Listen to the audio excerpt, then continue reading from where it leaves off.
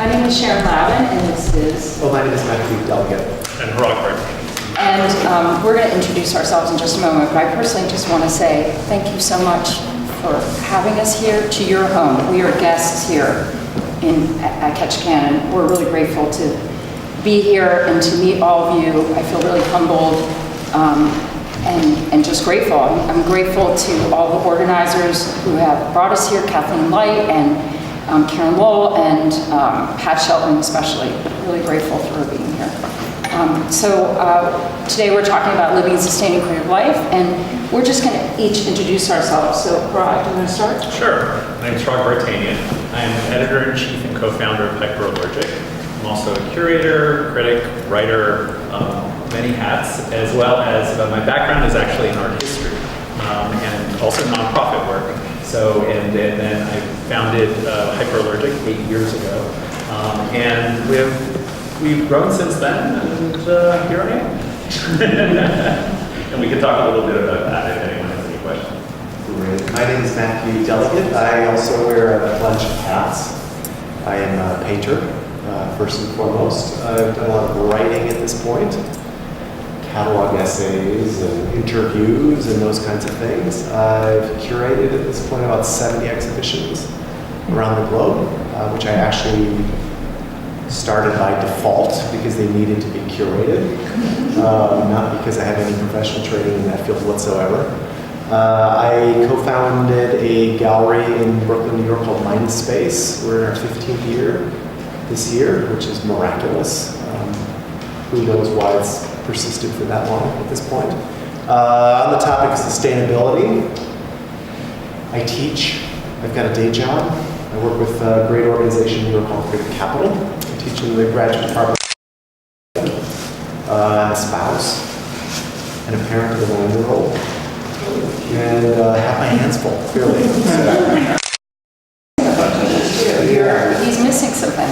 You're on the board of Elizabeth Foundation. Yes, I'm on the board of a couple of organizations. Right. I worked in nonprofit for about a dozen years at the New York Foundation for the Arts. And yes, I'm very pro-artist in my activities. So thank you for having me. I'm Sharon Louden, and I'm an artist. But I do a bunch of other things. But the reason why we're here today, though, is in my advocacy for artists, I developed these 2 books. The first one was Living and Sustaining Creative Life, and the second book is Artist as Culture Producer. And why we're here today, this is the 90th stop out of 98 on a massive conversation tour. And what is that beast that's been going on since last March 2nd? When I did this first book, Living and Sustaining Creative Life, it was about starting a conversation about how artists sustain creative life. It's to be able to translate the realities of who we are today as artists. And during that 62-stop tour, I realized that there still has to be more conversation about this, but also I noticed that artists giving to other artists and generosity, yielding generosity, creates outcome and opportunities for all. And so this second book, of which Hrag wrote the foreword and Matthew is author-contributor, are 40 artists who have not only a leg in some kind of commercial art world, if you will, like they show their work and they're out there, and there's all different art markets. So whether it's public art or showing their work in galleries, etc., but then they also have a bridge to the public. And that was really important to me, to be able to see that artists can wear multiple hats and they can thrive in all different ways, and it's also to show the public that we're really different than many of the artists like Leonardo da Vinci in the 1500s. We're not that person.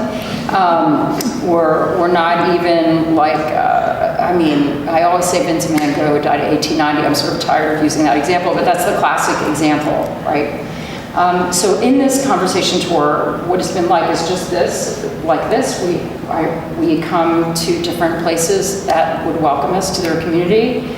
And my objective is to be a catalyst to create opportunities for other artists, to be able to hear the needs and wants of artists. This event, as well as being throughout Alaska, is supported by 6 different organizations that believe in this work. That includes the National Endowment for the Arts, thanks to Pat Shelton. One artist did this, brought us here, is Pat Shelton right there. And if you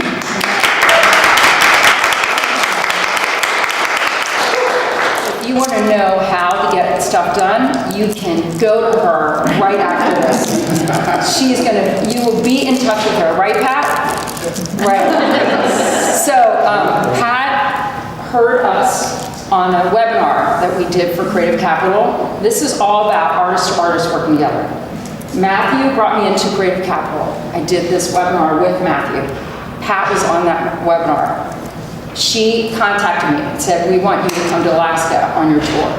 The last 2 years, we have been having conversations. This is the first of 8 events in this state, supported by the NEA, which she applied for with the International Gallery of Contemporary Art. The Ford Foundation, which is really great. I'm going to say this. Credit where credit's due. Ford Foundation, the Alaska State Council for the Arts, thanks Karen, and who else? Emily Hall Tremaine Foundation, and Rasmussen Foundation, sorry about that, and the International Gallery of Contemporary, which I said. So anyway, what happens at these events, which has been very, very powerful, is when artists share with us what they need and want, somehow one of us listens to that, events, and try to be able to make connections, but also try to be able to share artist to artist, so those needs perhaps can be met. And in the very least, that there's some validation that happens. On this tour, people have gotten jobs, exhibition opportunities. It's been extraordinary. So I'm hoping that can happen today. So now that we've all shared something a little bit about us, I would like to hear a little bit about all of you, if you don't mind. Now, we have enough people in the room that I think we can go around and just introduce ourselves. Would you mind if we did that? Would that be okay with everybody? Maybe you can tell me if you're from here, and if you're an artist or what arts administrator or what you might be engaged with, and can introduce yourselves. Would that be all right? Who wants to start? Karen, why don't you start? I'm not from here. I'm from, I guess, from Anchorage now. I am a visual artist. I try to maintain a studio career at the same time I work full-time for the Arts Council, and I have 2 teenagers. And so sometimes it's a little bit of a challenge, but it's been great. There you go. I'm Pat Shelton, and it's my honor to bring these people here into our state and share everything that they are going to be sharing with all of you today. And it's a real honor to meet you all. Thank you for coming. I am a practicing artist. I do some studio arts, and I also love to do public art because it's wonderful to work at that kind of scale. It's a real different experience. And so I hope to, I will continue to do that. And stuff that you are determined to continue. And we all know that there are obstacles, and we'll discuss some of those today. But I think perseverance is something that most Alaskans have, and it's really crucial for Alaskan artists to persevere.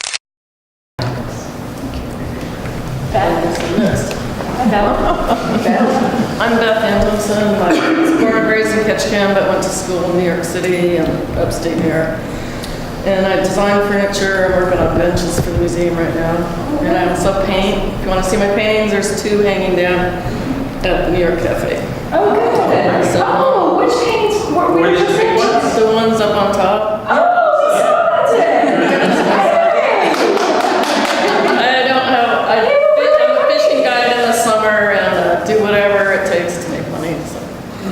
I have a laundry list of jobs I've done. But mostly the drawback I find having moved back here was being stuck in the biggest state union and there's no space to work. So that's my biggest stumbling block. How is that? What do you mean by that?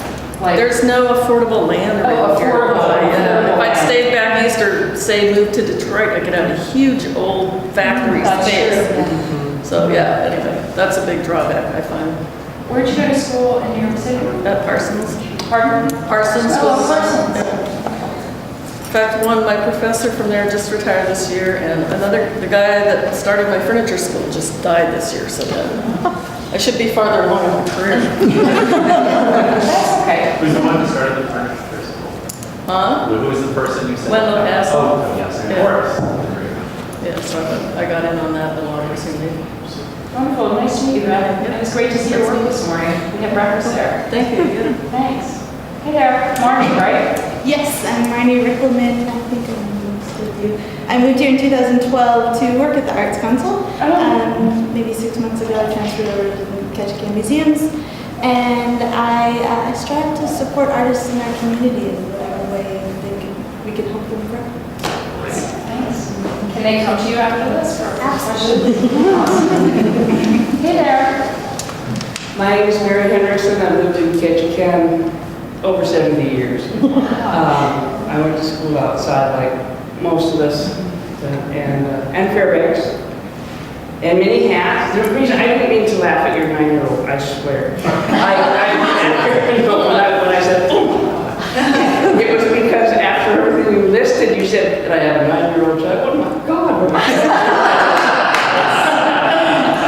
That's where that came from. I wrote you afterwards, but you know. So anyway, I worked on the Trans-Alaska Pipeline. I worked for decades on the Alaska Marine Highway. I was with the first group of 12 women in Bristol Bay in 1969. I taught at University of Alaska Southeast, Scripps College in Claremont, University of, or Central Washington University.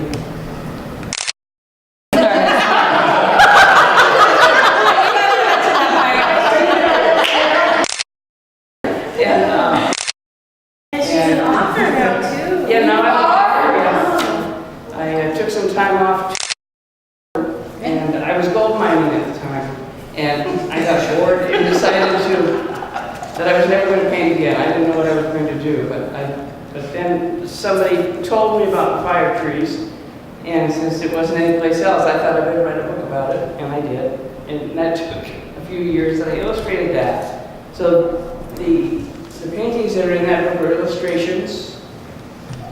But I love to paint, and since I've worn so many hats, and I have a philosophy that don't spend any money on something that won't make you money. I was able to retire at age 45, start a studio on Frick Street, and then I went to spend a summer and many other visits to New York, travel, Europe, Africa. Mary, it's great to meet you because I've done some research on you. Done some research on you. It's great to meet you. She's done research on you. Oh! And you didn't hear all that either, did you? Pardon me? You didn't hear all of that either. No, there's some things. Somebody told me here for a few hours, I think. I got to get to everybody else. But I just say that it seems like you're really generous to other artists. I want to thank you for that. It seems like your whole career you've been pretty generous to other artists. Give me one example, if you don't mind. I'll give you an example. I looked up in the directory guide, and I was hesitant to move here, and I call up, and she wrote on there, we love new artists. And I called her up, she said, I will show you around, and picked me up and showed me all the Ketchikan.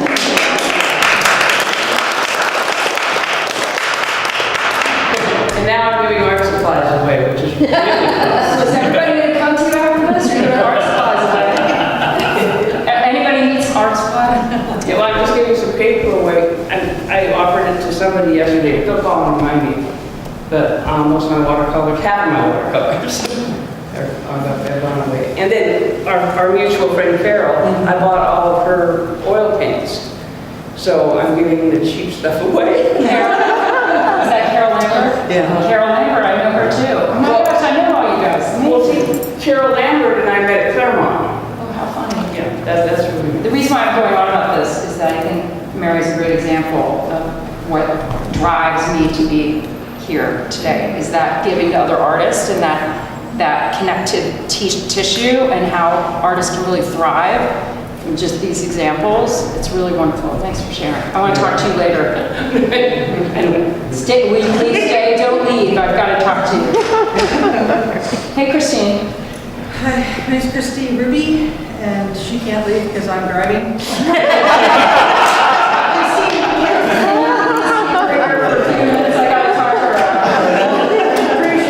After that last comment, she's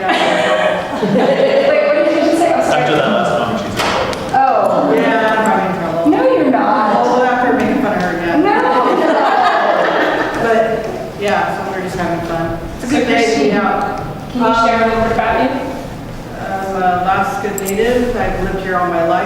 Ketchikan, Alaska, and I am a fashion fur designer, supposedly. But what a lot of people don't know is actually I have a history of graphic designing. I was a graphic designer for 25 years. I was a Alaska medallion designer for 15, sculptor, clay sculpting, wax, lost wax, everything. So I designed 200 coin medallions and dies by hand cut. I've polished D2 steels and I've done a lot of, I'm well-rounded. And I master every one of them. I don't stop, I just keep going until I'm completed. So I'm still tackling the fur, which has been a really rocky road since it is fur. It is a cute little animal, and it's not allowed to be exported out of the U.S. without heavy permitting by the states. And now everybody wants to kill them. So introducing bills and all kinds of stuff, trying to get the bills to pass, and I don't see it happening because nobody's read the MMPA and actually learned what it really means and have deciphered it, the laws that you cannot change.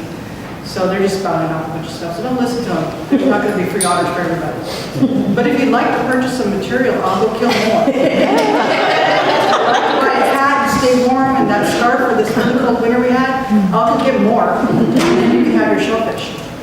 So the hardest part is my marketing as far as, I mean, I've done graphic art, I've done commercial, I know how to sell, but doing this is a totally different ball of wax for a lot of people, and I could use any advice on how to get into the markets of non-haters of fur and antis.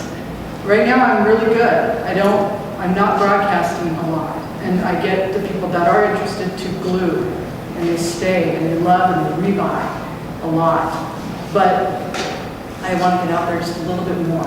So any advice that you guys can use on which way I should go? Should I tell them I hunt the animals? Should I not show them I hunt the animals? You know, do I show them, what do I show them? It's a very hard decision on which way you go to not offend everybody, but yet still, you know, enlist respect. So, thank you very much. I think we can try to address that for sure. That's a complicated one to address. I know extremely, because BT just banned all seal products. Who did? Etsy. Oh, And he's gonna go talk to them. Because he lives only 2 blocks away. 2 blocks from mine. Yeah. I'll knock on Steve's door and go, hey, you know, seal is not endangered, but they still will not allow me to list seal. And I've been selling on there since 2011. I've done very well on Etsy. And now they said, oh, sea otters are okay now? They're okay. They're endangered, but they're okay to list now because they got chewed out by the native corporations and Sullivan and all those other people. But seal's still not. They'll block you, they'll ban you, they'll take you off. So, I need help. Thank you. How about you? I'm Nancy TG, and I've been in Ketchikan for a long time, 30, almost 40 years. And I'm a beater, but I have a full-time job, so. That's okay. Just because you have a job doesn't mean you're any less an artist. Oh, no, I know, but yeah, my beating is my relaxation at night. Oh, that's good. Or your second job. My relaxation is kind of becomes. I got a lot of work for you. There you go. Do you all know each other? It seems like you do. Yeah. And does everybody know each other? We've seen each other, it's a small town. I'm Sue. Let's see, I'm not originally from here. I'm originally from Vermont. Came up to work in Denali, went back to Vermont, and decided I needed to come back to Alaska because I was homesick. Let's see, I've lived in Ketchikan for 3 or 4 years, then I moved to Nome for 5, and then decided I missed trees, so I came back to Ketchikan. And also, too, I have to say that Ketchikan, out of all the places I lived, I remember working port security, and I've never felt more welcomed by people. When I said I'm thinking of staying, people were like, oh, you can check this out, you can check this out. So Ketchikan, thank you very much for all you people that are born and raised here. I felt very loved, and it was exciting because people here seemed very exciting. So I've been back here for 3 years. I'm working at AMP. I was a stalker, and I don't like telling people this, sounds kind of creepy. But and then I'm now working at a coffee coffee shop. But I think why I came here was just I like writing. I take lots of pictures of my dogs. It's just a creative outlet. And I actually wanted to go this weekend. There was Elizabeth Gilbert and Martha Beck retreat, but I couldn't afford it because I'm working at A&P. But anyways, but so I saw this listed and I just thought I'd come and just absorb and just be open to learn. So yeah. Thank so you. Nice to meet you. Again, thank you earlier. Hey there. Hi, my name is Mike Gates. I'm a local photographer. I've been in Alaska for about 50 years, the last 30 years at Ketchikan. I take my work pretty seriously. Never do enough of it. And it's interesting to try to stand out a little bit when absolutely everybody's a photographer anymore. No, it doesn't make sense. Yeah, I am my own greatest critic, and that's probably my biggest stumbling block. So. In a world of amateurs, the pros stick out. Can you take pictures of dark fur? She's got a I think we just met and you talked to her and really gotta stay. Not just for marriage. I don't know if my car will start. It hasn't been started in 3 weeks, so we can talk before I got here. We might be stuck until somebody gives us a jump. Hey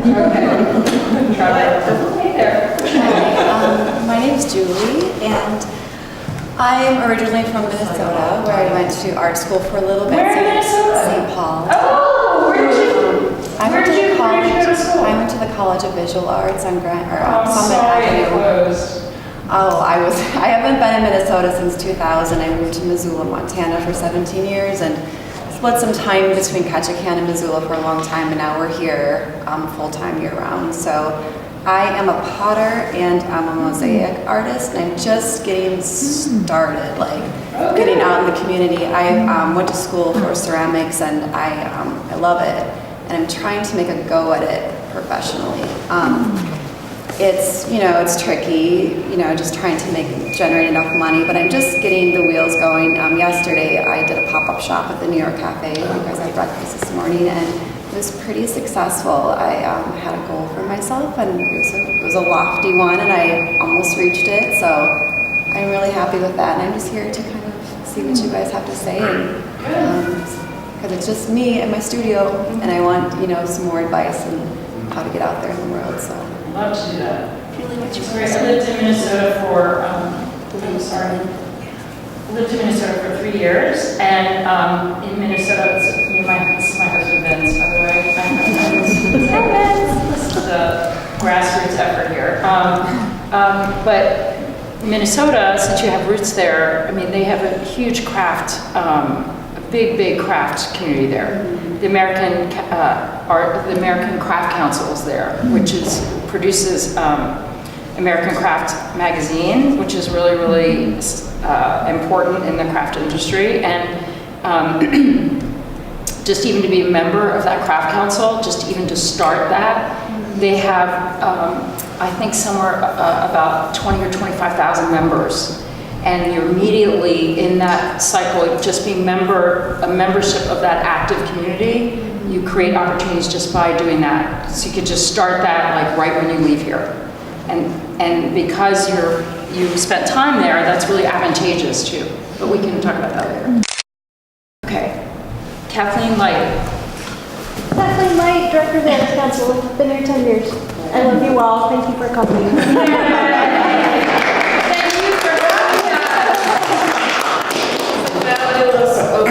He plays oboe. You are? Oh my gosh!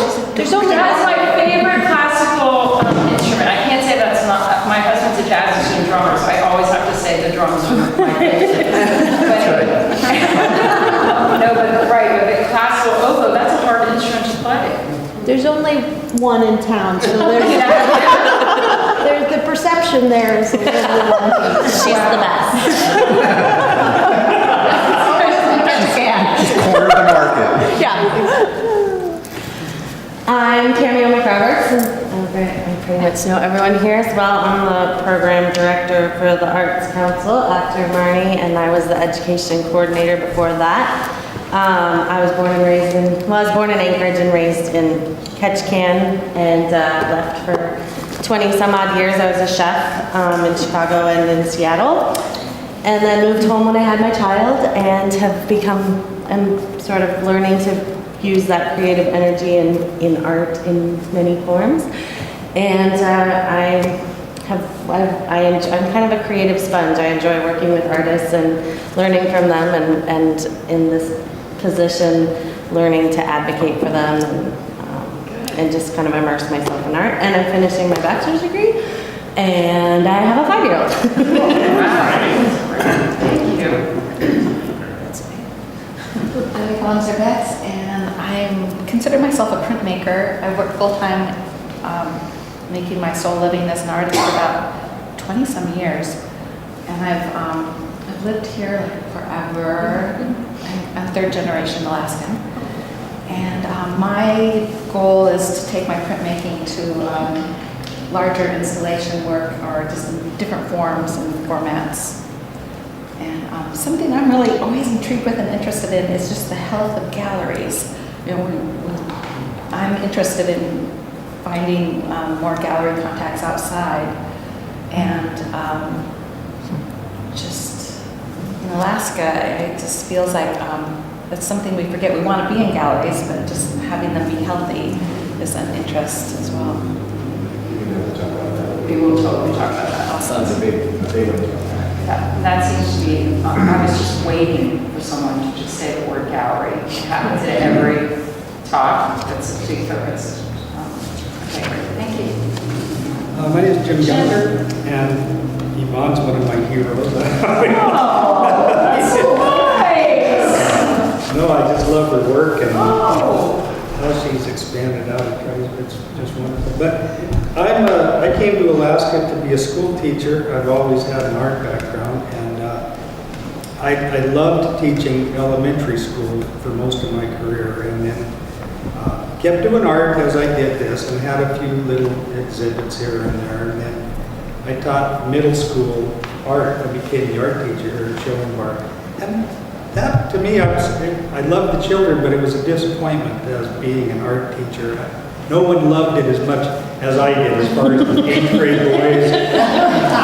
You know, I mean, it was not always just I thought I was going to die and have to be swept out with the mold in that building. I was so excited to get there, and it turned out to be not. And I was at the end of my career also, and so my patience had worn a little thin, perhaps.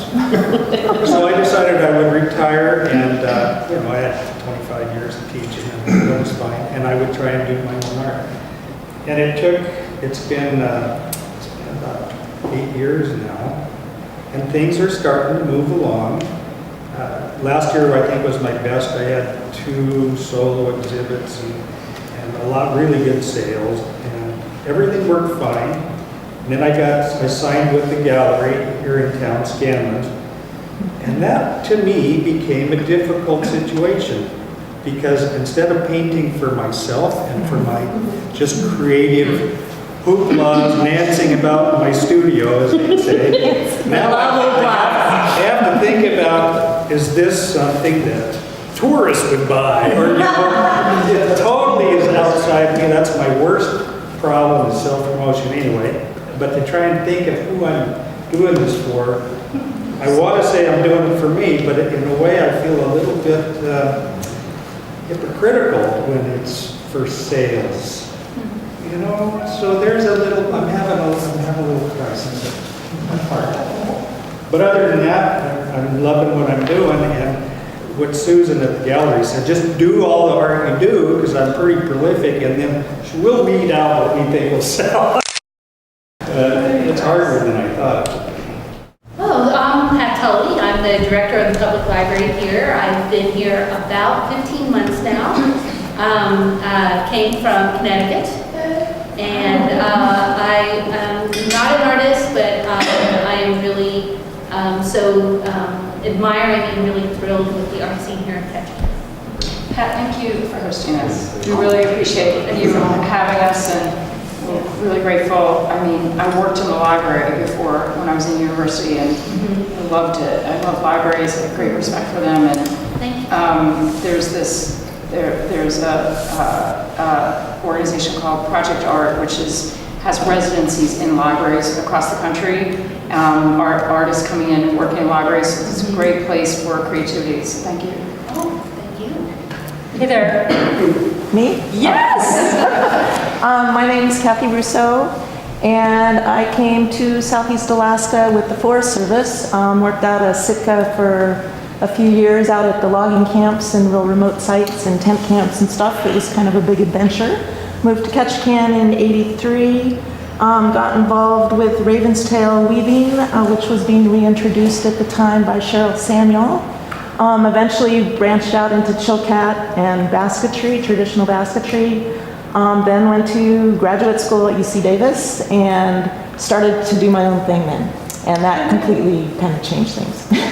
And then I also like to travel, mostly to Latin America, and ended up after graduate school with a Fulbright grant down to Guatemala. And I spent a year doing research on agave textiles. And since I've kind of branched out between Mexico and Colombia studying plant material textiles. And on top of that, I weave baskets. They're contemporary baskets kind of based on my travels, I guess. I don't know. Yeah.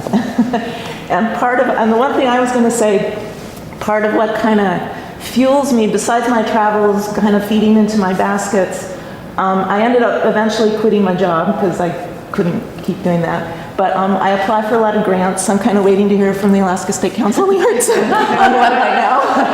But anyways, Was it an individual artist? no, just a travel. So one of the things, one of my paper got accepted for the Textile Society of America conference. Congratulations. This year. So I applied for travel through the Alaska State Council. Karen, can you just So you can apply for those every 2 years, and I've actually gotten them. Went to a conference in Oaxaca, Mexico, a couple of years ago. Yeah. Okay. So they actually gave me a grant to travel to Oaxaca, where I also presented a paper in Spanish. Oh, good. Also on the work that I've been doing. So this conference is in Vancouver, BC in September. And I applied for a fee waiver, and I got it. So there's kind of little things like that I've kind of, and also in Oaxaca, I applied for a fee waiver, so I didn't have to pay, because the fees for those conferences are really expensive. They're like $500, I mean. So kind of little things like that just kind of helped me. And then I had a Rasmussen grant, which helped me have a solo exhibit here, and also travel to Colombia. So that kind of little things like that sort of have helped a lot. And then miles with Alaska Airlines too. But yeah. So, and I guess one of my big things is my baskets take a lot of time, and I want a fair amount of money for them. And so finding a place to sell them. The museum got a grant and bought 2 of them, but other than that, I don't sell a lot of baskets. They're stunning. So that would be really nice. Okay, good job. Yeah. Thank you. Carmel? My name is Carmel Anderson from Minnesota, Duluth. And I have 2 daughters, and one of them's a jazz percussionist in the jazz band. So Yes. those are my personal connections. I've been here 10 years, and I started out on 7th Avenue in fashion design, graduated from Art Institute of Chicago. Wow. But my passion really came out, and career testing was really interesting. I came out higher in social than art, which shocked me because I don't see myself as this big social activist, but it really came to fruition. And the work I really started painting about women and their inner voices and strength. And what came out of that is seeing wounded women that were really healed. And I got into installation work about women who have survived sexual assault and domestic violence. And that has been getting the greatest response. And the Alaska Children's Trust sponsored it. And it traveled around Alaska and got into the state museum. So I had a really good year last year. We have a collaborative piece where people wrote stories of wisdom and insight, and it's now by squares, small 3-size squares, it's now almost 40 feet by 3 feet in width of just heart-wrenching insight, some positive, inspirational, and so So my challenge is, and then I also got a Rasmussen to do one on foster care children because that overlaps quite a bit, and working on that right now. But my biggest challenge is funding. I had 600 pounds for my show, and then you say you're from Alaska, so then you have to start looking at barging or flights. And so I've met a lot of people who say, Carmel, we love your show. Let us know when you have the money. And so that's kind of a new venue, especially not coming through the traditional art form or art way. You know, I went for fashion, and I'm very excited about the work because I feel like it combines my fashion, my art, being a mother, being a woman, and a real passion to hear the voices of common everyday people, to hear the spectrum of voices, and to have people gain wisdom, insight, and people spent a lot of time reading the quotes from actual people, and a lot of tears, and a lot of conversations about healing and understanding, and that was the purpose of that show, is to, you know, it's a hard topic, and so for people to hear these stories and see that it's their neighbors, and to see these life-size sculptures that are, I think, I tried to lift them up with beauty and not show. It's hard to explain, I don't know, Karen saw the show, a lot of people saw the show, but it's, they're beautiful and elegant, but yet have a really powerful message of the truth behind a lot of it. Thank you for that. So we were in Standing Rock, and we met this artist named Rebecca Nagel. Is that her last name? Yep. And she, and I can't remember the organization, but I can look it up afterwards, is the head of an organization in Baltimore. Also Gracie Horn, maybe you might write these names down, who is from Minneapolis. And they work with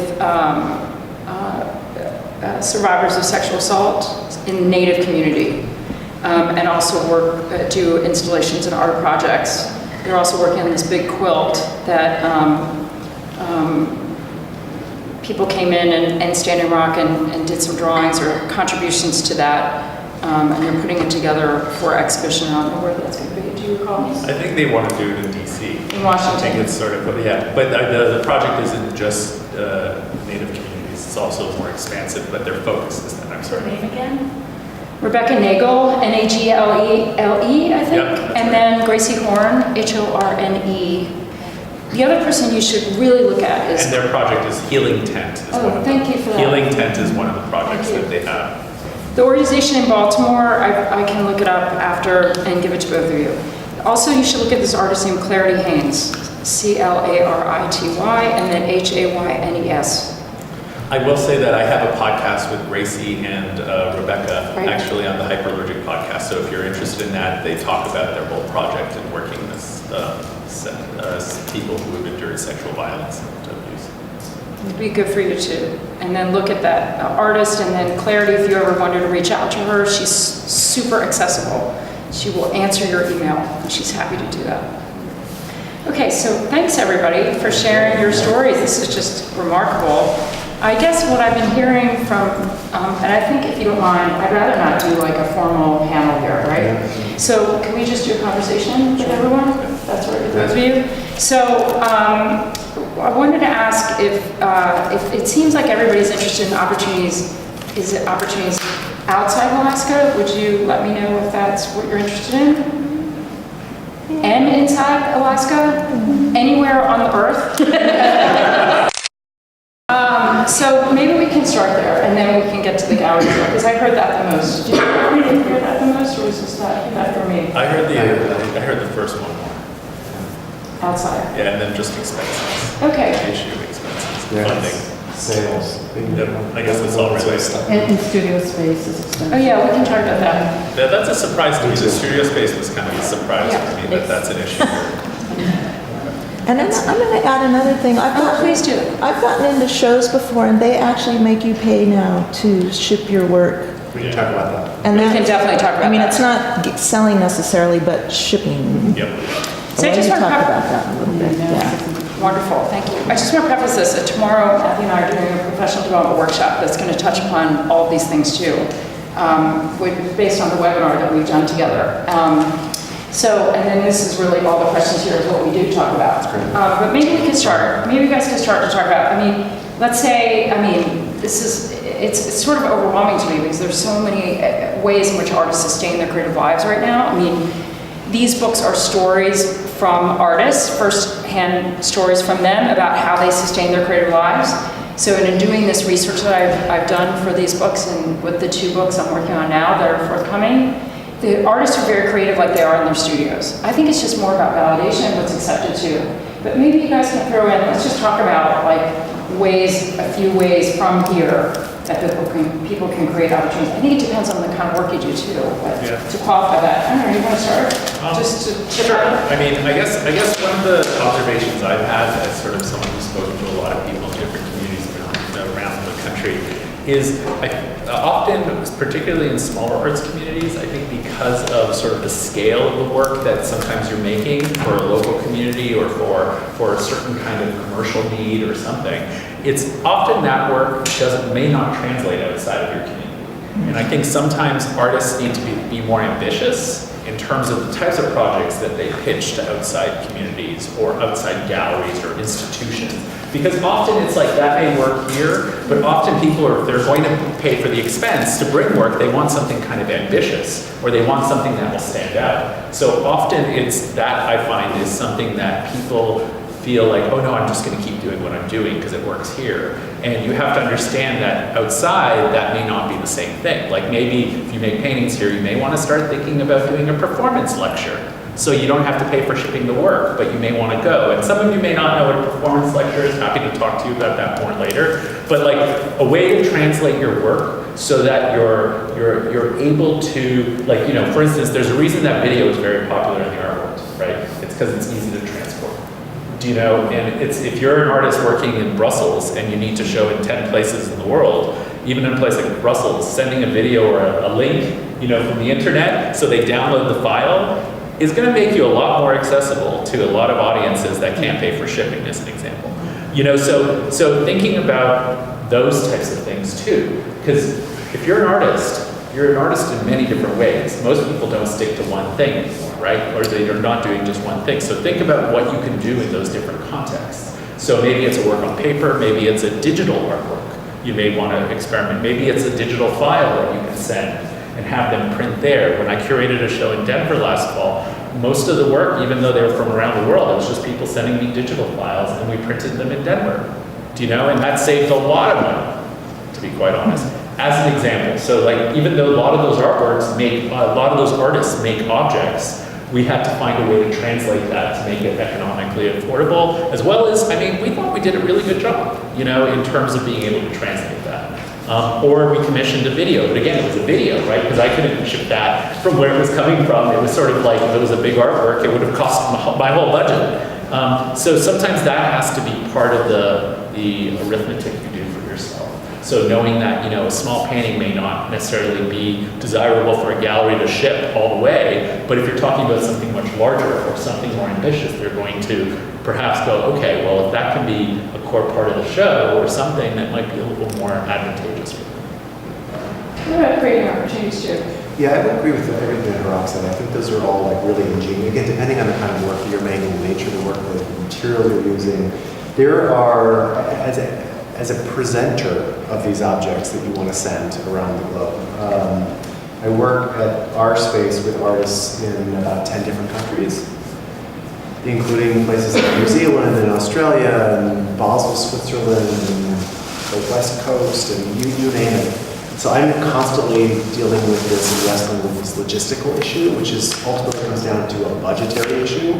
You know, if we had infinite resources, this wouldn't be an issue. Like, it's just honestly a problem that's solved with cash. So this is not a wherewithal issue, it's a cash issue. Which is the issue? Just getting artwork from point A to point B. No, I know, but I think I'm going off track a little bit. I think we're starting off by talking about creating opportunities though. So are you talking about shipping only? Yeah, I'm talking exclusively about sort of getting your stuff out of here if that's your intention. And we can talk about that as well. Thinking about that first? Yeah, I'm just thinking about that first. I mean, I just wanted to dovetail on two things that Hrag said, which is, one, we've done a lot of exhibitions out of suitcases. Oh, yeah. A lot. In fact, I curated a show in Oaxaca 4 or 5 years ago that had practically no budget. And it was really amazing that there was a consortium of museums, not the Fabric Museum that was down there, but many of the other museums got together and said, we want to host this thing. We don't have the money to do it. So how are you going to get the work of 30 artists from, at that point, 14 countries to Oaxaca on site? And we ended up carrying a lot of stuff underarm in a suitcase. In fact, one of the artists that I work with is based in Melbourne, Australia, of all places, and he only makes works that will fit inside of his suitcase. There's sort of efficiencies in his thinking in this respect about what he does and how he gets into places. And in his mind, and I think it's a good idea to travel with the work and to be present for these opportunities and to spend those resources moving yourself around is much more cost effective in the long term for him than just spending the same amount of money shipping wooden boxes around the globe. So he ships himself with his work in tow. So this is sort of a shift in terms of like the kind of work he makes and how he makes it. We have thought creatively about sort of self-directed residencies as well. So a lot of the artists I work with, they make really large paintings. And shipping 8-foot paintings from around the globe is super expensive. So we have found kind of a workaround where we will sponsor an apartment for a month for someone to come locally or go elsewhere to make a new body of work on site in kind of a residency format that's self-directed, and then to present that work after. So there's like ways of working around this idea that may not be the ideal situation where you're working at home in your own space with your own materials and your own time frame, but there's ways of kind of getting around that. So can I ask you a question? I'm Sure. not moderating, but I'm just going to ask a question, so if you don't mind. So how do you think that, how do you get the attention of people, let's say from here, for them to get opportunities elsewhere? Meaning that, how do you hear about things? Well, I think research. I mean, research should be, I think if you're an artist, a writer, an arts administrator, it doesn't matter what it is, research should be the basis of your work. And whether it's you're researching materials, but it's also researching who would be interested in that. You know, what curator curates that kind of work? And then just creating conversations. Figure out where they're working. Maybe look at where their career path was so you can figure out places where that work is interesting or has been shown. Yeah. Do you know what I mean? Yeah. So you're not gonna, everyone has these sort of fantasies of, I'm gonna show at MoMA, right? Or they say, Museum of Modern Art is the only thing. But you know what? MoMA doesn't show certain kinds of work that well. And that's just the way it is, So, you may be better served by showing that work at, a lot of other institutions that have a context to show that work. And so if the research is sort of central to that, and I think we can all tell when you've done your research. Do you know, if someone approaches you and say, oh, this is a body of work, I go through my emails, I get tons of them, but I can automatically tell when someone's done their research, and knows how to address that or frame it or knows that that's actually what I'm interested in. As opposed to someone who just thinks, I'm going to show you this, and you have, and I'm like, I've never written about this kind of work ever. So just doing that, I think, solves a lot of problems. That's really good. Exact same thing with the presenter model. Make sure that you're super well researched before you reach out to people. Because if not, you're really wasting your own time and you're wasting theirs. I get submissions every single day at the gallery from people I would never in a million years show. Just because they don't fit the purview of what we do, they don't know what we do, they don't know who we are by name, we've never met in person, we have had absolutely no interfacing, and they're asking me for a solo exhibition. And this is something that's preventable, but it requires effort on your part. It requires time spent not in the studio, but at the front of a computer where you're typing away looking for things, and that needs to be part of your regular process. At least 15 minutes a week. No, I was just going to say, because I think you're feeling a little left out in terms of the context, it feels like, maybe, because of the type of work you create. Fur and textiles have never been considered art. Actually, right now, textiles is having a big moment. Very much. No, that's why I'm getting out there. Exactly. I've seen this, I've done my research. And that's why we got there, but it's still fur though. So I think what's really good about what you were talking about before is you recognize the need to identify your audience. So I think the key, we're going to talk about this more in depth tomorrow, but I think the key is that you need to know enough about what kind of work you're doing, like Christine, you do, but like what your work means, not just the technical aspect of it. Yeah, I've been chastised on that a lot. Okay. Well, who's she pointing to? Sorry, oh, Kathleen, sorry. I wrote it all up. Please be good. I will say though For the that, longest time I didn't know. do you, when you display your work, is it more of a retail context or art gallery context? How do you? Context is really important. How are you showing it? Or how is It's it? both. It's Okay. actually more, it's retail and artistic. I have the artistic side, which I create one of the unique pieces, and they're entered into Santa Fe Indian Market and win ribbons. Oh, And fantastic. then, right, so I got that, but then there's also, you gotta feed yourself, so you gotta do the retail side and just make them for, the people that want to buy them. So you have your bread and butter, and then you have your creative Well, side. the reason I also ask that is because in terms of from what I understand, and you can correct me, when it's a retail context versus an art gallery context, moving fur around is different. It is, it's different for every aspect that you Right. guys talk about. So in that way, it's like Love it. showing in an art gallery context, it may be easier for you to move fur across borders. And you know what I mean? That's what I'm saying. And from what I hear from other people, things like fur and stuff are very popular in East Asia. Like in terms of like works, They there are. isn't the same kind of, Marine Mammal Protection Act does not allow you to export this. even as an artwork, even as a, You can as a start fine artwork. $500 size, 6 months of wait. So even as a fine artwork. I can, but I cannot sell it there. Oh, interesting. Yes, Okay. yeah, I Well, got a that's lot gonna of be hurdles. I want to talk to you about this because this might be an article too. Because I think this is sort of like the little things that I think it's partly people aren't educated on this topic. They're So not. they don't know actually, like in the case of Etsy, they may not be aware Right, of right like now- the true context because most people Right. associate seal with a certain kind of industrial production. Right. You know, like your seal clubbing and all that kind of stuff. So, Got that. But it's like, but I think that's where people are go. So like what could be done is also more. Well, it's a challenge. You But gotta he- hurry up to it. Yep. It's a big one. I'm sorry to interrupt, but even in this conversation between Christine and Hrag, the key that anybody could get something from, even though if you don't make what Christine makes, which nobody does because you make it, and I'm just saying that specifically, is that the context is really important and your audience is really important. And I think it's really important that you have to cite that yourself. And that does come back to research. And context can mean a lot of things. But I think this bleeds into the gallery part. I think we should talk about that, if you don't mind. Not that we don't have to, we can come back to the creative opportunities. I think they're all wrapped up together in a way. But across, I would say across the world, actually, just being really general, and I'll defer to you on this, that I don't think the gallery system has the weight that it used to. There's a lot of different options for artists to be able to share their work. And it's not just the galleries anymore, but also there's just so many more artists than there were.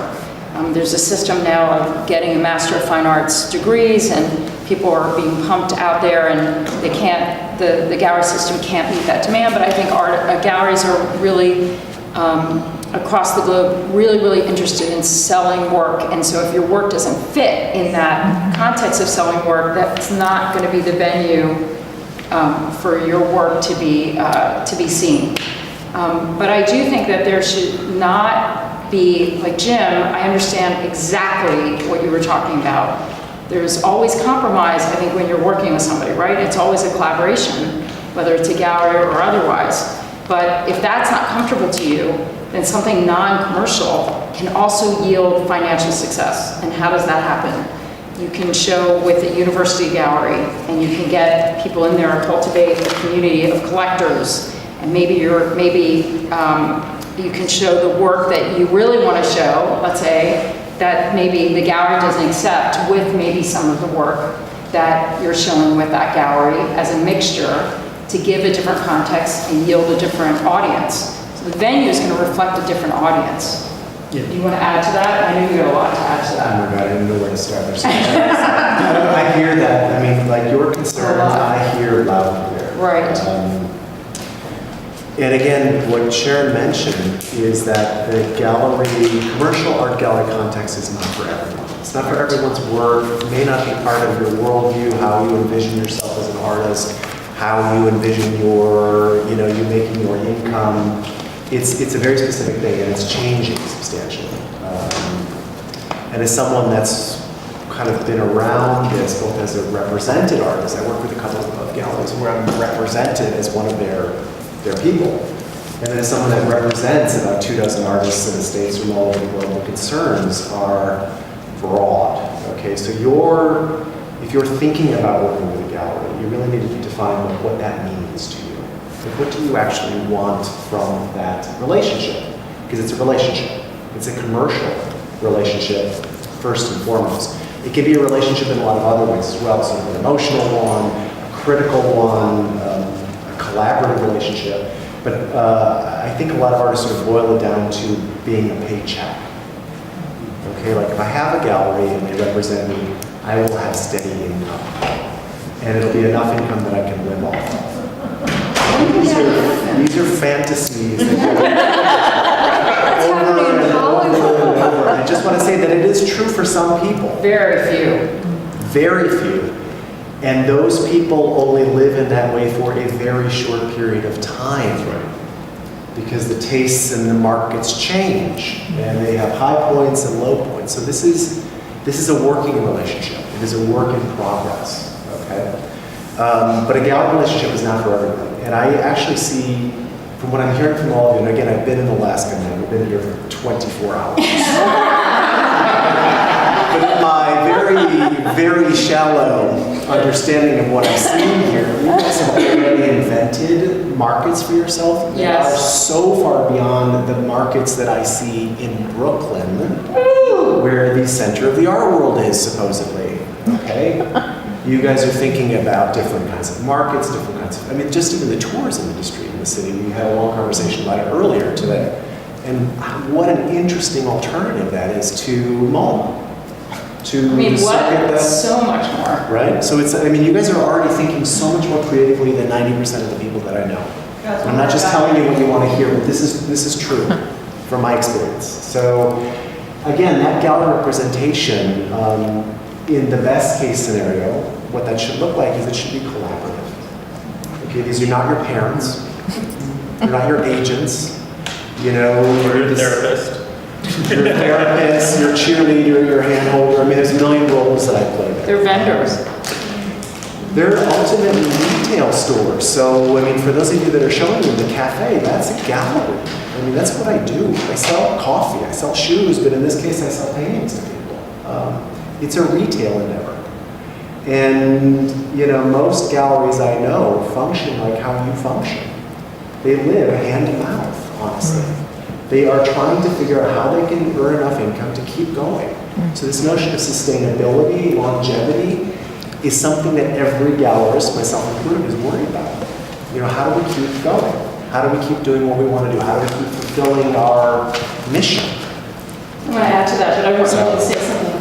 I think one of the things that this tour has sort of taught me a lot about, that I think we have to talk more about, is the fact that the finances of the art world we have a very unrealistic idea of who's actually making money and how much money they're making. Yes. And the scale, because of all these sensational stories of these $500 million paintings. It's you know, the majority, like Matthew said, the majority of galleries are going month to month. I mean, 2 months ago, I was at a dinner with this, I mean, I would call him an A-list super hot artist right now, right? And I'm not going to say his name only to respect his privacy, but he was telling me that he goes pretty much month to month in his studio. And at the end of when it's the end of the month and they didn't really sell that much or whatever, he has to get on the phone with his dealer and figure out if he can sell something. Like, because he needs to pay for his 12 assistants. You know what I mean? I mean, and this is a guy with assistants. So even he is doing that, going to month, you know? And I think a lot of us are. I mean, at Hyperallergic, I'd love to say we have like a runway of 2 years. We don't. I mean, at the end of the day, it's only a few months, you know, like any other business. And some years are better than others. And I think we have to be realistically grounded in terms of how we create this ecosystem, right? And galleries are only one part of a bigger ecosystem. And how can we ensure the health of that? Sustainability is part of an environmental thinking, right? If we think of it as like, how do we make that environment more healthy for everyone? How can we do that? And I think if we can think that way, that's really healthy. And also just being realistic. Like, there are very few people who are sitting pretty and like just being able to make any kind of work they want and sell it whenever they want at a drop of a hat. Even during the downturn, the one thing I kept hearing was the galleries that survived in 2008-9 were the ones that had something in their back room that they could sell within 2 days to whoever they needed.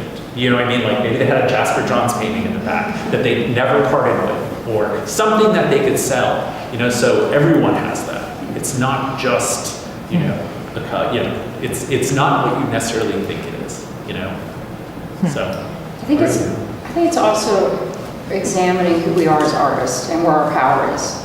So I think that we give over a lot of power to other people, like the gallery, thinking that they could take care of us, or I think it's great that no one can take care of us except for us. And I think that's a big issue, big issue I've heard on this tour. I mean, to think of them as business people and partners, and then knowing the reality, like Hrag saying. So also I think when artists don't care as much, I mean, there's a difference between arrogance and confidence, but if we stay true to our work, if we don't care so much, I've just, from my experience as an artist, but from many other artists that I know, they seem to thrive more. Why? Because dealers, museum people, all these other gatekeepers, if you will, I hate that term, that label. Yes, that label. But it's true. They want to see artists lead. So those who are just waiting for opportunities never seem to get there. And so you and I were having a conversation about, I'm in a residency program right now, and I'm doing a collaborative project that is something that will never sell, ever, right? And there's two people, me and Jamie, this other artist, who are doing two things that will never sell. And you were saying to me that, because there's 17 studios, and then we're having a big open house, and all of the hundreds of people come through this open house, and the 15 studios, everybody else is setting up for galleries. And what did you say to me? Do you remember what you said? Well, it's not about that. Yeah. No, but you said those are the people who will never get that gallery to be recognized. That. Why is that? Well, Point to make is that leading. I'm sorry, go ahead. It's surprising, you know, as someone that runs a public space, many artists come, and I'm really happy to see them, but many of them come with their hand out, like this. Yes. What can you do for me? Right. What can you do for me? Right. When will you show my work? When will you include me in this?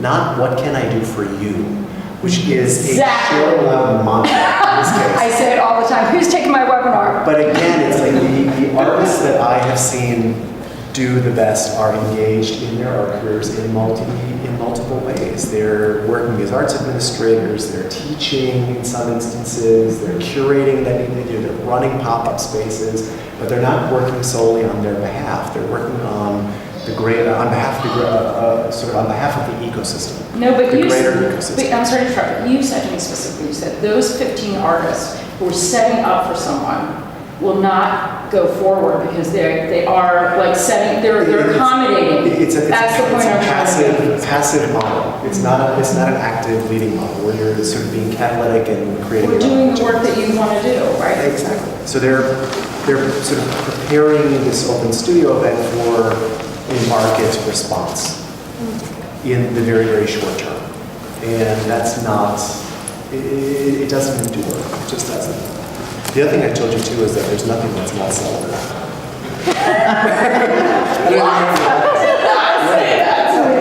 It's true. You can sell anything eventually. I mean, performances are being sold nowadays, right? That's true. A lot of things are being sold. Tino Segal, the MoMA bought the Tino Segal performance for $78,000 7 years ago. You know, it's like, I mean, it's literally a piece of paper. But that's rare. It's increasingly common. I mean, yes, okay, maybe not $78,000, but people do. I mean, people are buying and selling gifts, and people are buying and selling a lot of things. And conceptual art, of course, is based on that. Can you talk about too, I'm curious about validation, so bleeding into, because this all has to do with validation too.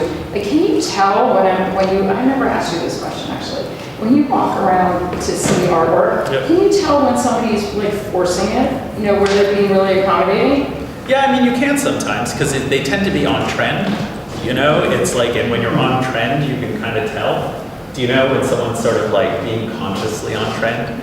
And you know, it's like, I mean, maybe some curators certainly may want to, or critics may want to write about that trend, or like maybe they show in that trend, or like want to be part of a trend. But the reality is that you want to be with those curators and people and critics and stuff that are not following the trends necessarily, that are interested in your work and the way you're developing it. You know, and it's like, so, and really, honestly, you should also be open to saying no to critics and curators. You know, there are certain critics that if you tell me your work, I'd be like, yeah, that person should probably not write about your work. Do you know, because there's a way of replicating, right? If someone has like a really crappy take on your work, you know, it's like there's a way of it replicates itself, right, in the world in different kinds of ways. And also, if someone wants to show your work, you'd be like, okay, well, who else is in the show? What's the context you're going to give my work? How are you going to support this context in the show? Like, showing just for the sake of showing isn't going to do yourself a lot of good long term. It's so rare that something comes out of that, you know, as opposed to if it's the right context, then one, you're going to be more satisfied. You're going to maybe meet other artists that are like-minded. I mean, that's possible. You know, so it's not just about selling, right? It's about like, oh, actually my work looks really good with that person. I want to get to know that person's work. And then maybe start a conversation, or that curator clearly is like follow their career maybe, you know, and like figure out like, what are they working on? Oh, yeah, I never thought about that. Since oh, maybe that's something I should explore too, you know, and using them as a resource for you. Agreed. Is that a good answer? It's amazing. It's amazing. I have something to add to that. Sure. It's very hard in this small town sometimes to know what's trending. That's good. Yeah. We are here in a small town, and yeah, we have social media, we have internet, but it's not like we spend all day surfing the net because that's the only thing we know about. We don't have newspapers that are, you know, to 1 billion people in the city and all that stuff. We are a small town, and so we won't know what's trending. But you may know by the fact that if you have a display and tourists come and what they're buying. Do you know that might be the way if we get the feedback and if we can get in the well, store. even if it's sold, you'll know like what's trending in terms of what people are buying, right? I mean, I'd assume you would respond to that, no? It's hard though because we got made in China here all over, and everybody will take a made in China dollar thing than our work. Yeah. They give a lot of free gifts. Well, and there's also the implication that anybody can make money painting pictures of what's around us because that's what people are coming here to buy. And so maybe the same analogy as far as trending is kind of you're always kind of battling that idea that if you were just creating the artwork that is on point with, you know, the kind of classical Alaskan, then you could sell artwork and you don't have the ability to we can sell wolf paintings like crazy. It's a little more insular, I think, is our Actually, I mean, again, I haven't had a chance to see it, but is there a Ketchikan artists cooperative space that only shows like the best of the best from here? Kathleen? Oh,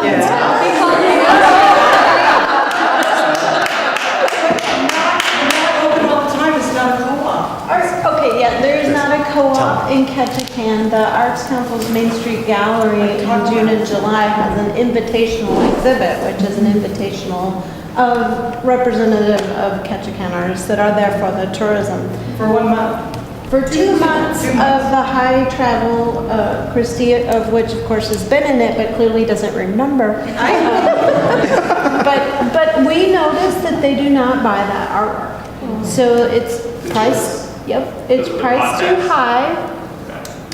They want to buy the dollar tchotchke, and that's what they take home. And so what happens in all throughout Alaska is the front row of tourism shops are jewelry stores and seasonal stores, and it's really hard for local artists and local gallerists to make a living. So that's what the small tourism towns are dealing with. 1 million people come through Ketchikan, but there's 3-4 year-round galleries in Ketchikan plus us. Kathleen, can I dive in here for a second?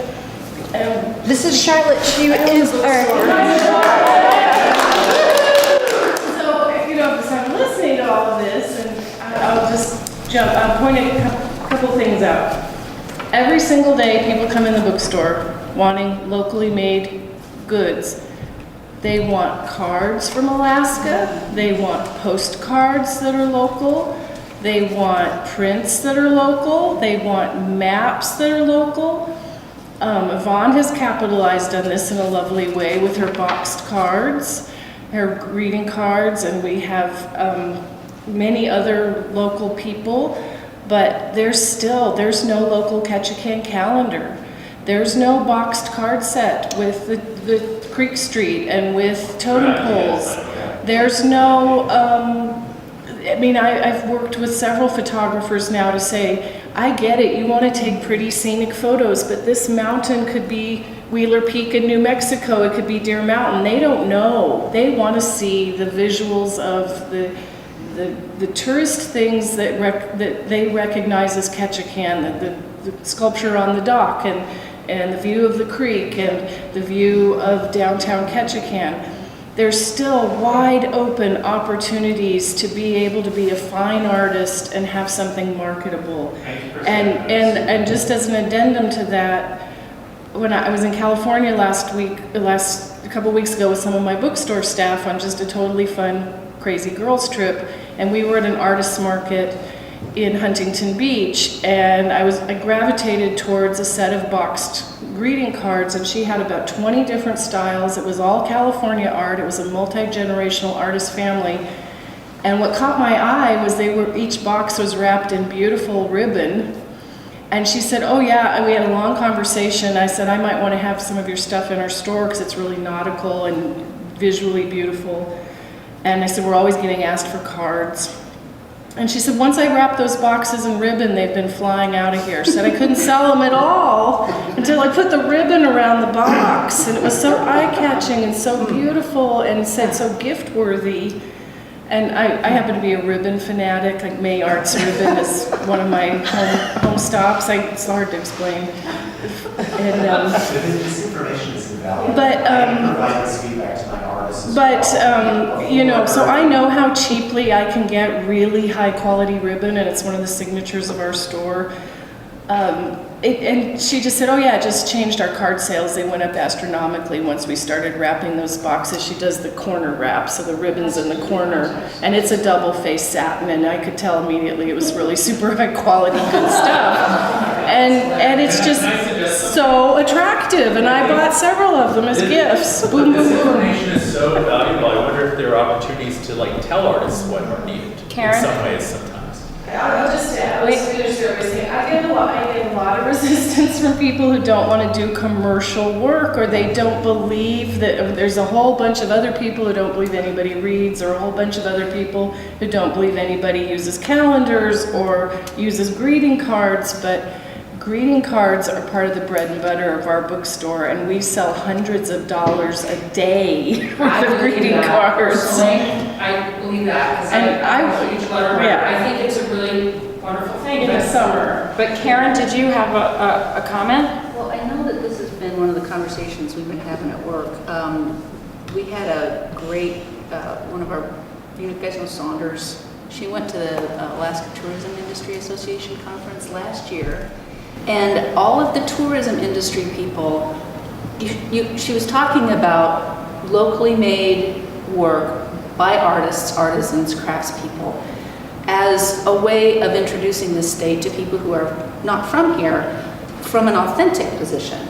And she said you could just see the light bulbs going off, but they were like, but how do we connect with the artists? How do we actually find these people who can make things? There was a gal who makes toys in Nome.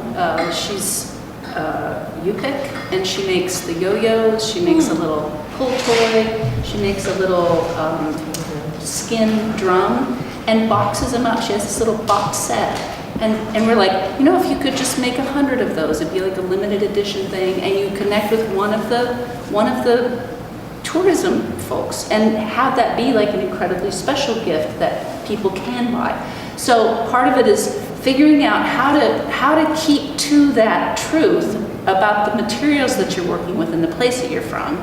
And then secondly, I really do think that if we could get even a little push somewhere to do some writing about work from Alaska, that would go in like the Alaska Airlines magazine, that would go in, you know. Every conversation, writers are so needed. Yep, yep. Just looking at And it's your story. an education piece, where it's like, you know, Yeah. when you contribute to the economy, Right. where you are supporting mass-produced pieces of plastic, you are not doing a thing for this state, and you are not actually taking back anything that's authentic.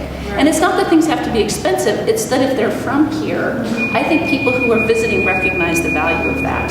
So this seems like a larger kind of push. I would like to send around a little sign-up sheet. If people are interested, we're going to have a conference in September, and this is probably going to be one of the session topics. So if you're interested in staying in the conversation, I'd love to get your name and some kind of contact information. Thank you, Charlotte and Yes. Karen. I would love for you to continue what you were saying. Oh, You I said just- about your artists. Yeah, no, I just had a sidebar, which is have the venues in town that are showing real work, in your opinion, have they had a conversation with the cruise ships? Have you had a conversation with the cruise ships that come here and say, hey? They do. I help a friend who runs a gallery of native persons, native artists. So it's very interesting. I'll put up some of my work, and they clearly want the native as a memory, and he does some beautiful work. But I do know that a lot of the cruise ship people do come through there, and there's a lot of... And I guess what I'm saying is not the tourists per se, but the cruise industries that are coming here. Have you had a conversation at the very top of that food chain? It's hard. Saying we would like to get our materials into the It hands costs of money the to local be ones. even advertised with the cruise ship. It costs money to talk. I'm not talking about advertising. We're just talking about making a connection to Yeah, them. making a connection, getting something Why that's not? real You established. have to buy your way in. You have to buy your way in. Buy your way in. Oh, yeah. Yeah, one example of that would be Ketchikan Films. That project was a win-win. It took some of the head tax money, it took some government money, some arts money, and the films became local history and treasured as such, but they're also value added because they tell the visitors the Ketchikan story. And if artwork could do that too, you know, a group of black and white etchings of historic Ketchikan scenes. People, all the history geeks that come in the bookstore would love that. If I had note cards of historic Ketchikan aviation, or pictures, you know, Susan Copeland sells art in our bookstore, and everything she does with aviation flies out the door. Literally flies out the door. I was going to say, I worked for Allen Marine. I worked for Allen Marine for 2 summers, and I know when we did the Misty tour, the gentleman that, and I apologize, I can't think of that, but did the book on the people who were buying that left and right. And they also, yeah, I know. They also too have an artist, a native artisan on the boat as well, and they give a little spiel and stuff. And I've seen people buy their stuff and they have Wayne Grant. yeah, but so things like that. So I think people really are well, I think there's always going to be people that want to go buy the made in China stuff just because that's what they do. But I think there are people out there that really do want the Alaska stuff if given a chance. You know what I mean? If given a chance. And also too, I think tourists are so tunnel vision when they come off those cruise ships. They have X amount of hours to go do this, do that, do that. And they're kind of like sheeple too. You know what I mean? They go here because that's where they're told to go.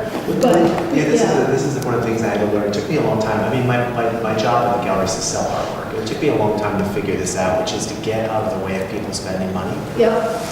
To make that process as easy as humanly possible. But it's so hard. I'm talking like even Cruise ships are just. yeah, I mean whether it's going in from the very top of the corporation or there's signage that people see when they get off the boat that direct them directly to where you want to point them. I mean, we're all here in a professional capacity, but technically I'm a tourist. Right? So I'm interested in seeing this work, and there's got to be at least one other person out of every 100 people that steps off those boats that's interested in something real. I mean, I can give you an example. I was in Athens, Greece last summer, right? Tourist mecca of Europe, right? Every conceivable kind of tchotchke you can imagine. Plates, robes, gold crowns, bronze sculptures of Ares, like the worst of the worst.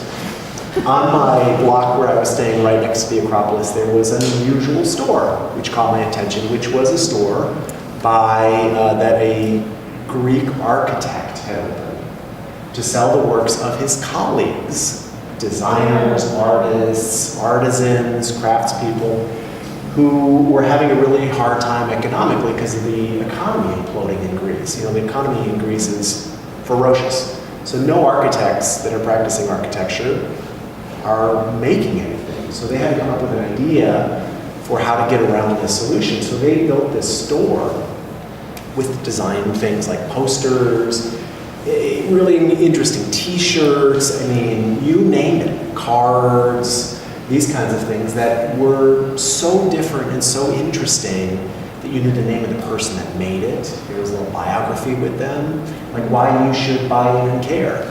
And we went into that store probably 10 times and bought like almost every gift for people we knew from that store.